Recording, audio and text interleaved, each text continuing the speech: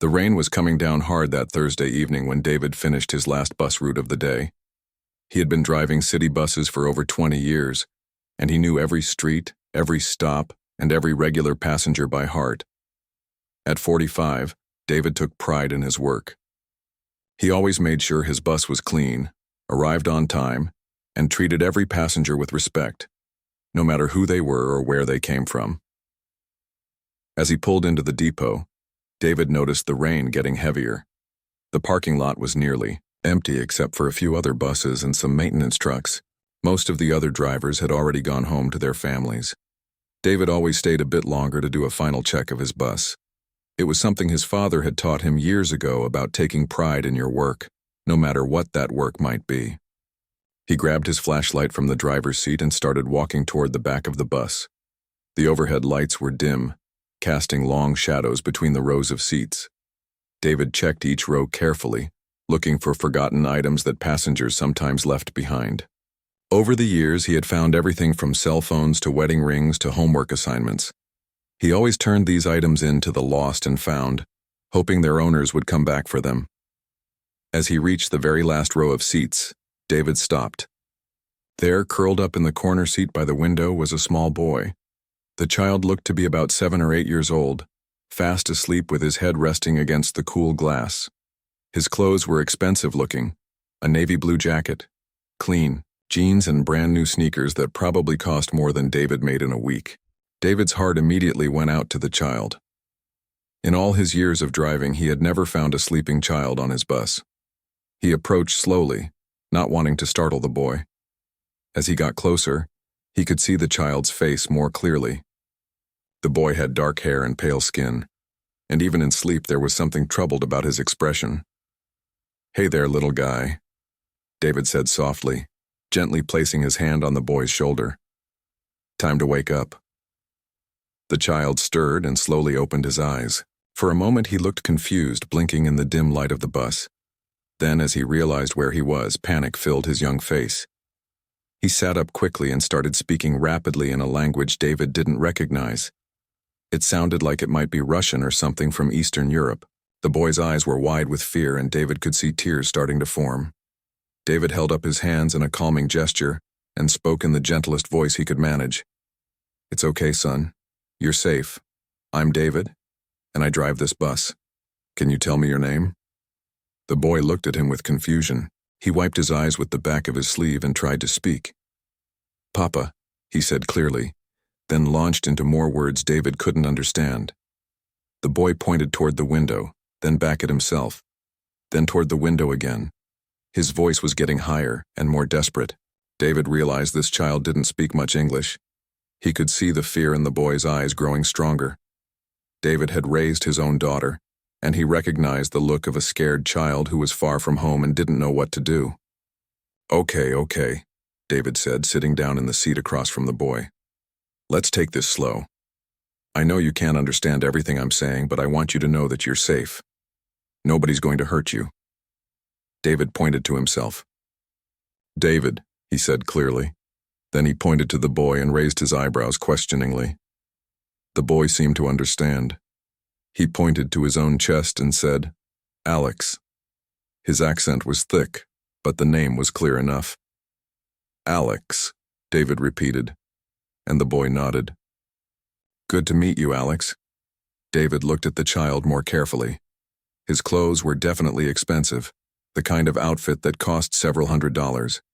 His backpack was leather and looked handmade.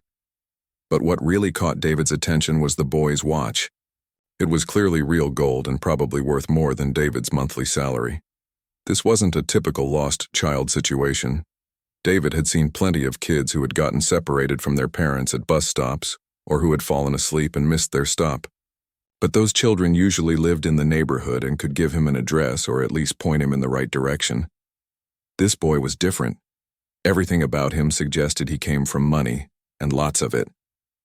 David pulled out his cell phone and used the translation app he had downloaded to help communicate with some of his passengers who didn't speak English well. He typed, "What happened? Where is your father?" and showed the screen to Alex. The boy's face lit up when he saw the translated text. He took the phone eagerly and started typing. When he handed it back, David read, "I was with Papa at Big Building. Many people in suits. I got bored and walked around. Saw a bus and thought it looked interesting, got on to look, fell asleep. Papa must be looking for me." David's heart sank. This child had wandered onto his bus during one of the stops in the business district. That had been hours ago. The boy's father was probably frantic with worry. David typed back, "Do you know your father's phone number or where you were meeting him?" Alex shook his head and typed, "Papa handles all that. I just stay with him." But the building was very tall with glass all around. David knew there were dozens of office buildings matching that description in the business district. Finding the right one would be like looking for a needle in a haystack, especially this late in the evening when most offices were closed. The rain was still pounding on the roof of the bus, and David could see lightning flashing in the distance. The weather was getting worse, and the bus depot was no place for a scared child to spend the night. David knew he should probably call the police or child services, but something held him back. Looking at Alex, David was reminded of his own childhood. He remembered what it felt like to be scared and alone, to be in a place where people didn't understand you or didn't seem to care. He remembered how much it had meant when someone showed him kindness during those difficult times. David made a decision that would change both of their lives forever. Instead of making official calls right away, he decided to try to help Alex find his father through other means. Maybe he could figure out where the boy belonged and reunite him with his family without involving the authorities. "Alex," David said, getting the boy's attention, "are you hungry?" Alex nodded eagerly. David realized the child probably hadn't eaten in hours. "Come on then," David said, standing up and extending his hand. "Let's get you something to eat, and we'll figure out how to find your papa." Alex took David's hand trustingly, and together they walked off the bus into the rainy night. David had no idea that this simple act of kindness was about to change everything he thought he knew about his own life. David's old pickup truck rumbled through the empty streets as the rain continued to pour down. Alex sat quietly in the passenger seat, looking out at the unfamiliar neighborhood with wide eyes. Every few minutes, the boy would glance at David, as if making sure this kind stranger was still there. David pulled into the parking lot of Mel's Diner, a small family restaurant that had been serving the community for over 30 years. The neon sign flickered in the rain, casting a warm glow across the wet pavement. David had been coming here since he first started driving buses, and the staff knew him well. "Come on, Alex," David said gently, opening his umbrella. "Let's get you dried off and fed." The bell above the door chimed as they entered the diner. The place was nearly empty except for a few late-night customers and Betty, the evening waitress who had worked there for as long as David could remember. The smell of coffee and homemade pie filled the air, and the warm yellow lights made everything feel safe and welcoming. "Well, look who's here," Betty called out with a smile. "You're out late tonight, David. And who's this handsome young man?" David guided Alex to a corner booth where they could talk privately. "This is Alex," he said. "He's had a rough evening, and I'm trying to help him find his way home." Betty's expression immediately softened. She had raised 5 children of her own and could spot a scared kid from across the room. "Oh, honey," she said to Alex, "you look like you could use something warm in your belly. How about some hot chocolate? And maybe a grilled cheese sandwich?" Alex didn't understand the words, but he understood the kindness in Betty's voice. He nodded and managed a small smile. While they waited for the food, David pulled out his phone again and started typing in the translation app. He showed Alex the screen. "Tell me about your papa. What does he do for work?" Alex took the phone and typed carefully. "Papa has big company. He makes computer programs that help other companies work better. We travel a lot for his business meetings.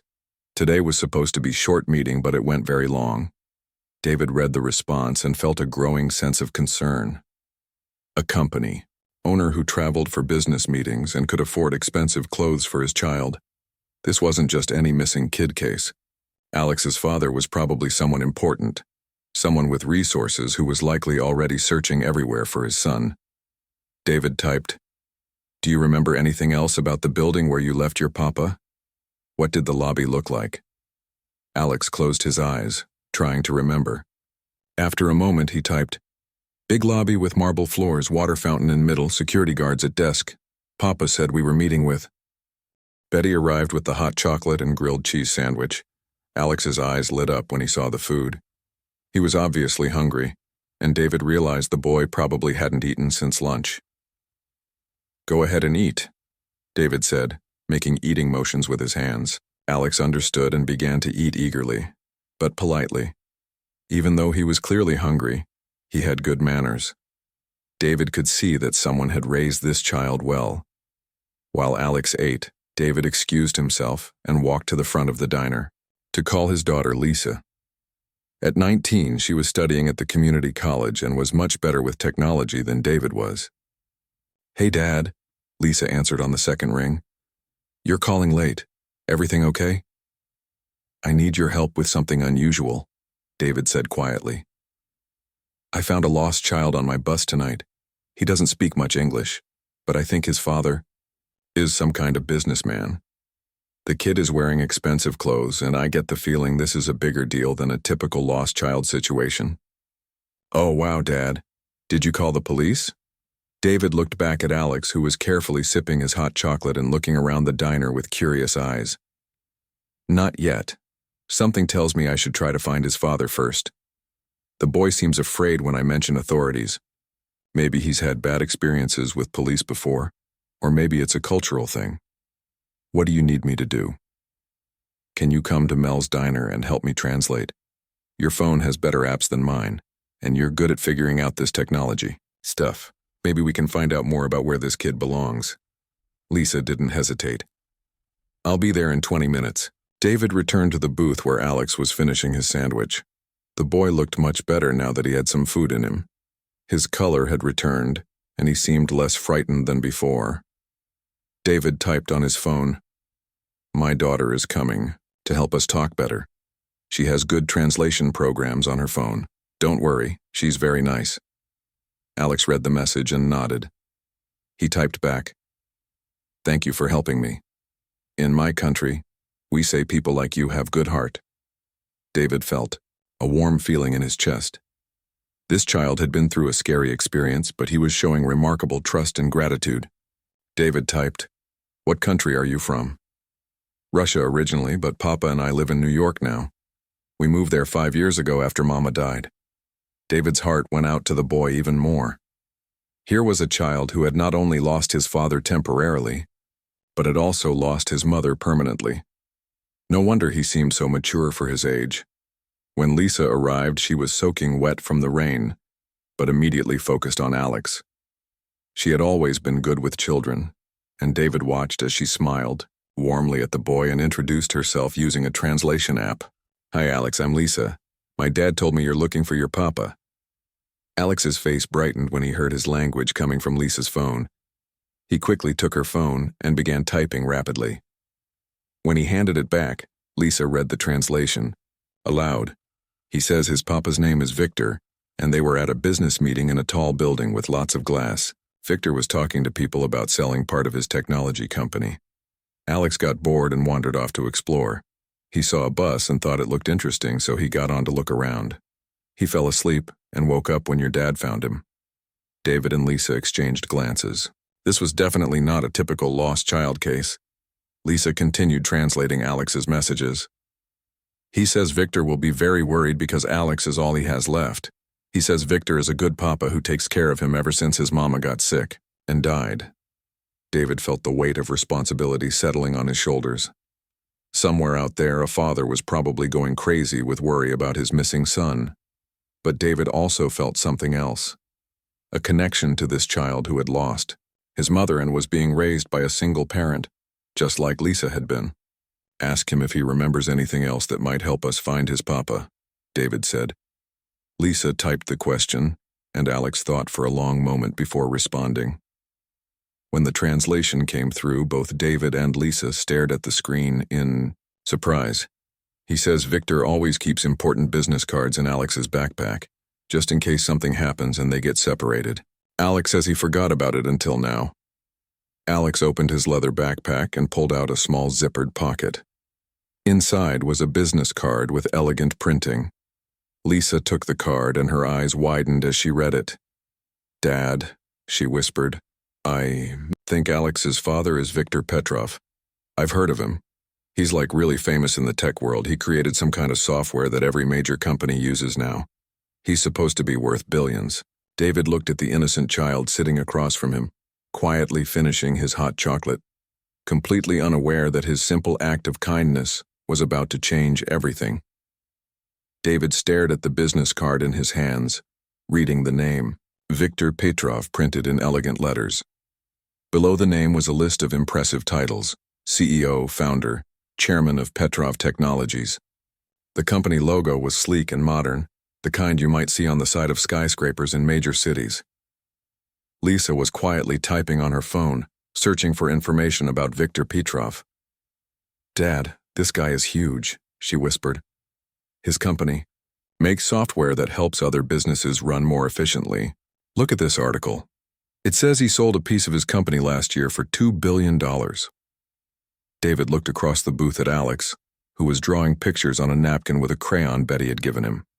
The boy was sketching what looked like a bus with stick figures that David assumed were the two of them. Alex seemed completely unaware that his father's wealth was being discussed. Money doesn't matter right now, David said quietly to Lisa. What matters is that this little boy needs to get back to his father. Can you help me figure out how to contact Viktor? Lisa nodded and turned the business card over. On the back was a phone number with an area code David didn't recognize. This might be his personal number, Lisa said. Should we call it? David checked his watch. It was almost 9 o'clock at night. A father whose child is missing won't care what time we call, he said. Let's try it. David took out his phone and dialed the number. It rang once, twice, then someone answered immediately. Viktor Petrov speaking. The voice was deep, with a slight accent, and David could hear the tension and worry in those 3 words. Mr. Petrov, my name is David Johnson. I'm a city bus driver here in Detroit, and I believe I have your son Alex with me. There was a moment of complete silence on the other end of the line. Then David heard what sounded like a man trying very hard not to cry. Alex, you have Alex. Is he safe? Is he hurt? Victor's voice was shaking. He's perfectly safe, sir. He's sitting right here with me in a diner, and he's had something to eat. He's not hurt at all. Thank God, Victor said, and David could hear the relief flooding through the phone. I have been searching everywhere. I called the police, I called security companies, I was about to call the FBI. Where did you find him? He was asleep on my bus when I finished my route tonight, David explained. He told me he got curious about the bus during your business meeting and climbed aboard to look around. He fell asleep and I found him when I was doing my final check. I cannot believe this, Victor said. We were at the Riverside building downtown. The meeting went much longer than expected, and when I came out to check on Alex, he was gone. I have had 50 people searching the building and the entire downtown area. David could hear the exhaustion and panic in Victor's voice. This was clearly a father who loved his son deeply and had been through the worst few hours of his life. Mr. Petrov, Alex is fine, but I think he'd really like to see you. Where would you like us to meet? Where are you exactly? I will come to you right now. David gave Victor the address of Mel's diner. We'll wait right here for you. I will be there in 15 minutes, Victor said. And Mr. Johnson, I don't know how to thank you. You have given me back my whole world. After David hung up, he sat back in the booth and looked at Alex, who was still drawing peacefully. Lisa was watching her father with curiosity. Dad, are you okay? You look like you're thinking about something heavy. David was thinking about something heavy. He was thinking about the time when Lisa was 7 years old and had gotten separated from him at a crowded shopping mall. He remembered the absolute terror he had felt, the way his heart had pounded as he searched everywhere for her. He had found her 20 minutes later, sitting with a security guard and eating a cookie, completely unaware of how frightened her father had been. I'm just thinking about how that man must have felt tonight, David said. Losing your child even for a few hours is every parent's worst nightmare. Lisa typed something on her phone and showed it to Alex. The translation said, Your papa is coming to get you. He will be here very soon. Alex's face lit up with the biggest smile David had seen from him all evening. The boy clapped his hands together and said something excitedly in Russian.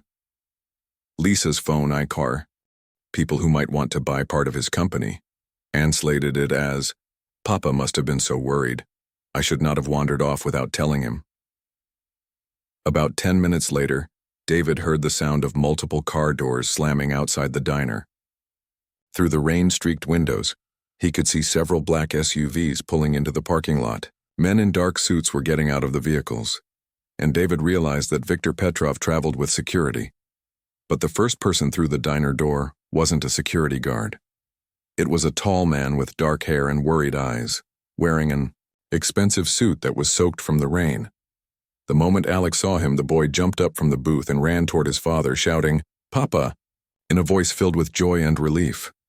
Viktor dropped to his knees and caught Alex in his arms, holding him tight and speaking rapidly in Russian. David couldn't understand the words, but he could see the love and relief in Viktor's face. The man was crying as he held his son, and David felt his own eyes getting misty watching the reunion.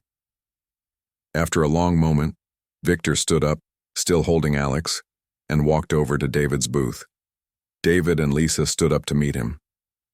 "Mr. Johnson," Viktor said, his voice thick with emotion, "I do not have words big enough to thank you for what you have done. You have brought my son back to me safely, and you have treated him with kindness when he was frightened and alone." David felt a little overwhelmed by the intensity of Viktor's gratitude. "Anyone would have done the same thing," he said simply. "No," Viktor said firmly, shaking his head. "Not everyone would have done what you did. You could have simply turned him over to authorities and gone home. Instead, you made sure he was fed and safe and comfortable. You treated him like he was your own child." Viktor looked down at Alex, who was still clinging to his father's neck. "Alex told me you bought him food with your own money and that you were very kind to him. He said you have a good heart." David felt his cheeks getting warm. "I just did what felt right." Viktor studied David's face for a moment as if he was trying to memorize it. "Mr. Johnson, I would very much like to talk with you more, when this is not such an emotional moment for all of us. Would it be possible for me to take you and your daughter to dinner tomorrow evening? I want to thank you properly, and I want to get to know the man who saved my son." David looked at Lisa, who nodded encouragingly.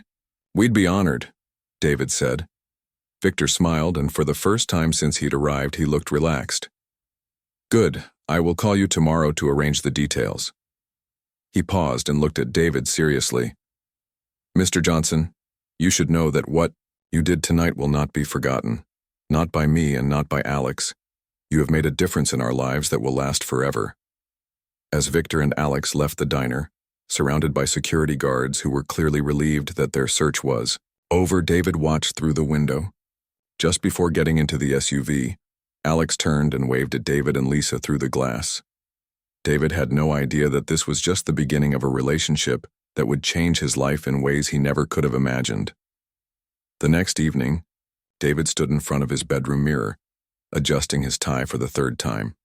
He owned exactly 2 dress shirts and 1 good tie, and he wanted to look presentable for dinner with Viktor.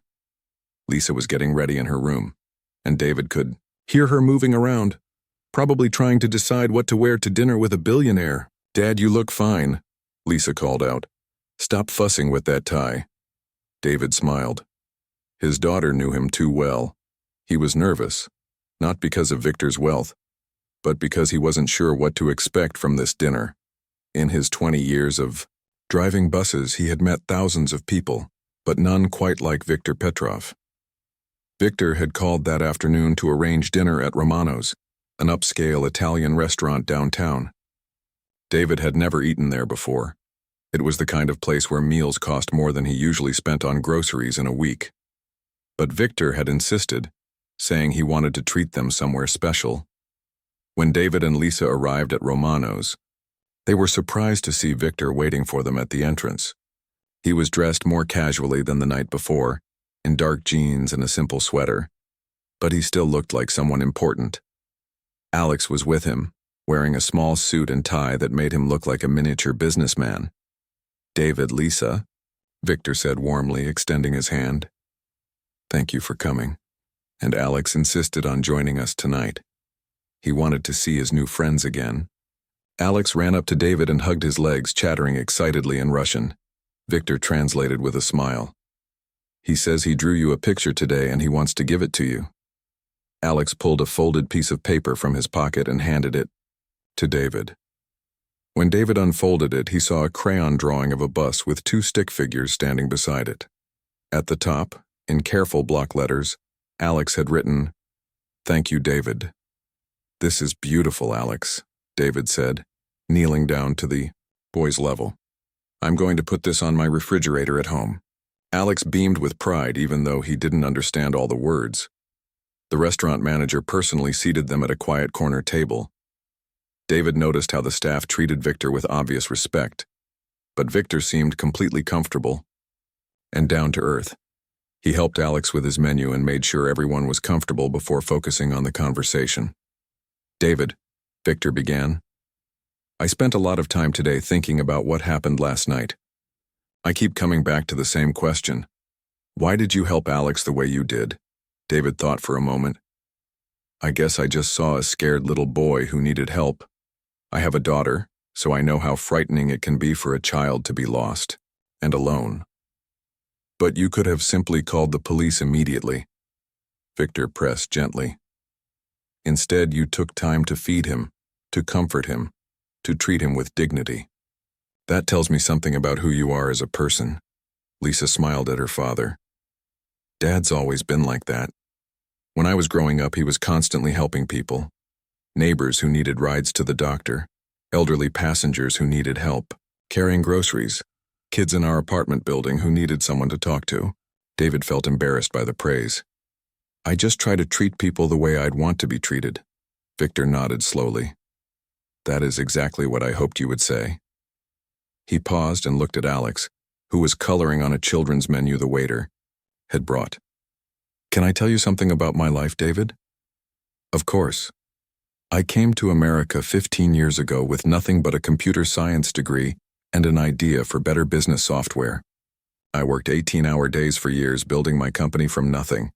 I was successful, yes, but I was also lonely. Then I met my wife, Natasha, and everything changed. She made me remember that life is about more than just work and money." Victor's voice became softer as he continued.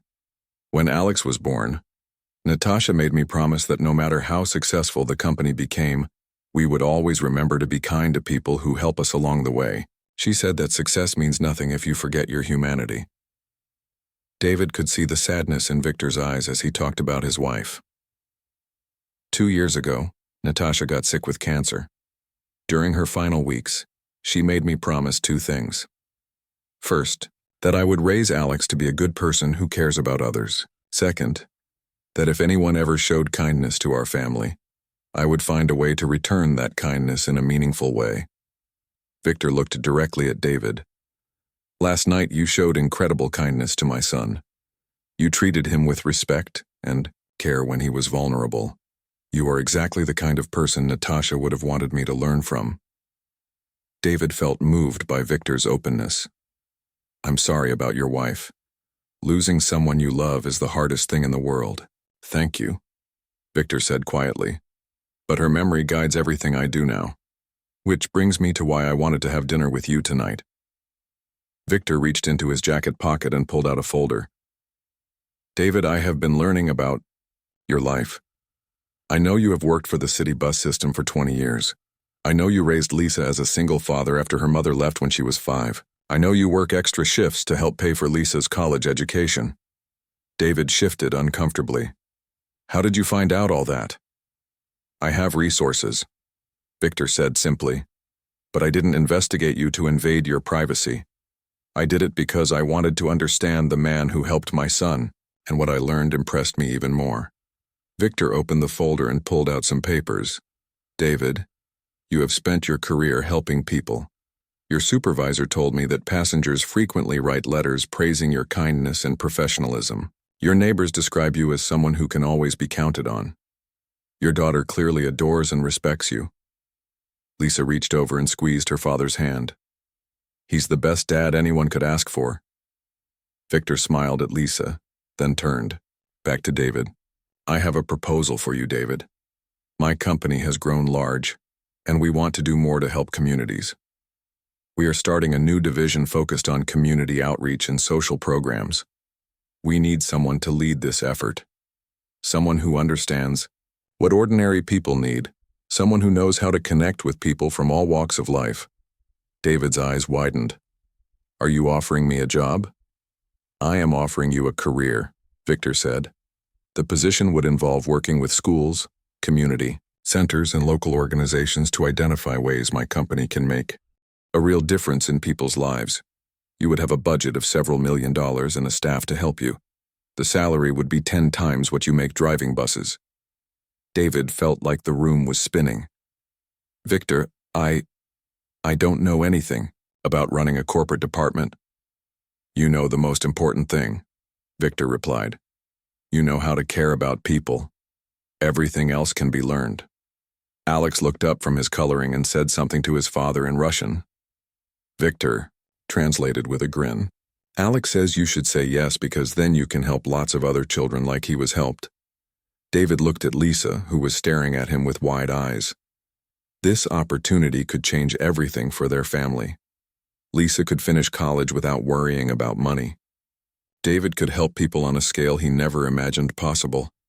But it also meant leaving the only job he had ever known, stepping into a world he didn't understand. Can I think about it? David asked. Of course, Victor said.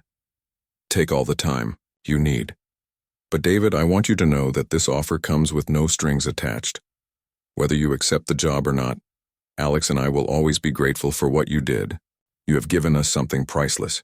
You reminded us that there are still good people in the world who help others simply because it's the right thing to do. As they finished dinner, David realized that his simple act of kindness had opened a door to possibilities he never could have imagined. The question now was whether he had the courage to walk through it. 3 days passed before David called Victor with his answer. Those 3 days were filled with long conversations with Lisa, sleepless nights, and a lot of soul-searching. David had driven his bus route each day, looking at the familiar streets and thinking about what it would mean to leave this life behind. On Wednesday evening, David sat in his small apartment kitchen, staring at Victor's business card. Lisa was at the kitchen table doing homework, but she kept glancing at her father with concern. Dad, you've been thinking about this for days. What's really holding you back? David sighed and set down his coffee mug. I'm scared, Lisa. I've been driving buses for 20 years. It's all I know. What if I'm not good at this new job? What if I let Victor down?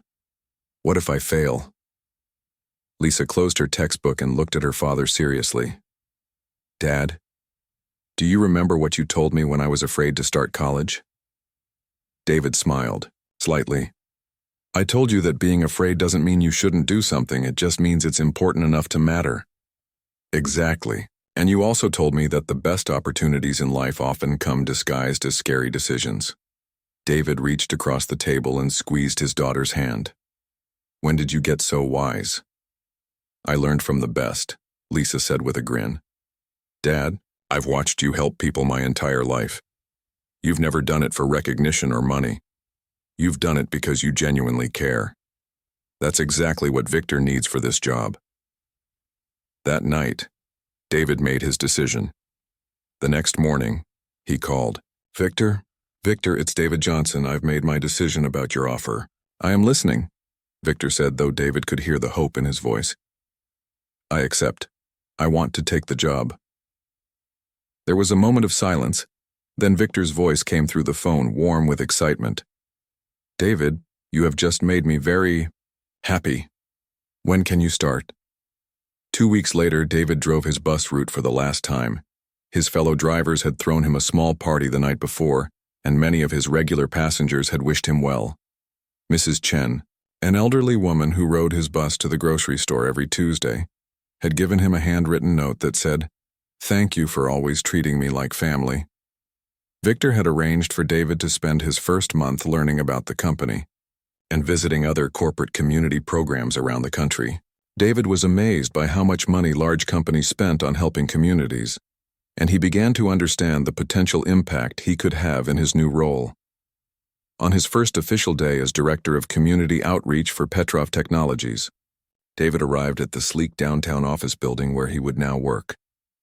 Victor met him in the lobby and personally showed him to his new office, a spacious room with large windows overlooking the city. "This is where you will work," Victor said, "but I hope you will spend most of your time out in the community, finding ways we can help." David's first project was setting up after-school programs in neighborhoods where many of his former bus passengers lived. He worked with local schools to identify kids who needed safe places to go after classes ended. Within 6 months, Petrov Technologies was funding programs that served over 500 children. But David's favorite part of his new job was the day Alex visited the office. Victor brought his son to work occasionally, and Alex always insisted on seeing David. The boy's English had improved dramatically, and he loved to tell David about school and his friends. "David," Alex said during one visit, "Papa says you help lots of kids now, not just me." "That's right," David said, kneeling down to Alex's level. "Your papa's company gives me the resources to help many families." Alex thought about this seriously. "Mama always told Papa that helping people was the most important thing you can do. She would be happy about what you do now." David felt his eyes getting misty. Even at 8 years old, Alex understood something profound about kindness and its ripple effects. 6 months into his new job, David received a letter that changed his perspective even more. It was from a teenage girl named Rosa, whose family had been helped by one of his programs. "Mr. Johnson," the letter read, "I wanted you to know that your after-school program saved my life. My mom works 2 jobs and can't pick me up from school. Before your program started, I was hanging out with kids who were getting into trouble. Now I spend my afternoons doing homework and learning computer skills. I just got accepted to 3 colleges, and I know none of this would have happened without the safe place you created for kids like me." David shared the letter with Victor, who read it with tears in his eyes. "You see, David? This is exactly what Natasha dreamed of when she talked about using success to help others. You are changing lives." 1 year after David started his new job, Victor threw a celebration party for the community outreach program. The event was held at a community center that David's program had helped renovate. Dozens of families whose lives had been touched by the program attended. During the party, Victor stood up to make a speech. "1 year ago, a kind bus driver found my lost son and treated him with dignity and care. That act of kindness led to a friendship that has enriched all our lives. But more importantly, it led to this program that has helped hundreds of families in our community." Victor gestured to David, who was standing nearby talking to some of the kids from the after-school program. "David Johnson shows us that real success is not measured by money or titles. It is measured by how many lives you touch with kindness." The crowd applauded, and David felt overwhelmed by the generosity of the families around him. Lisa, now in her senior year of college, stood beside him with tears of pride in her eyes, but the moment that meant the most to David came later that evening. Alex approached him carrying a drawing, just like he had done that first night at the diner. "David, I made this for you," Alex said, handing him the paper. This drawing was different from the first one. It showed a large building with many windows, and in front of it were dozens of stick figures, children and adults of all sizes. At the top, in careful letters, Alex had written, "David helps everyone." "Alex, this is beautiful," David said, hugging the boy. "Papa says that when I grow up, I want to help people like you do," Alex said. "He says that's what Mama would want." As David looked around the community center that evening, watching families who had been helped by his programs, he realized that sometimes the smallest acts of kindness can create the biggest changes. He had simply helped a lost child find his way home, but that simple choice had opened doors he never imagined existed. David still kept his old bus driver uniform in his closet, not because he missed his old job, but because it reminded him of an important truth. It doesn't matter what your job title is or how much money you make. What matters is how you treat people when they need help. That night, as David drove home through the city streets he knew so well, He thought about the amazing journey that had started with one scared little boy on an empty bus. He smiled as he realized that helping Alex find his father had actually helped David find his true calling in life. Sometimes the best destinations are the ones you never planned to reach.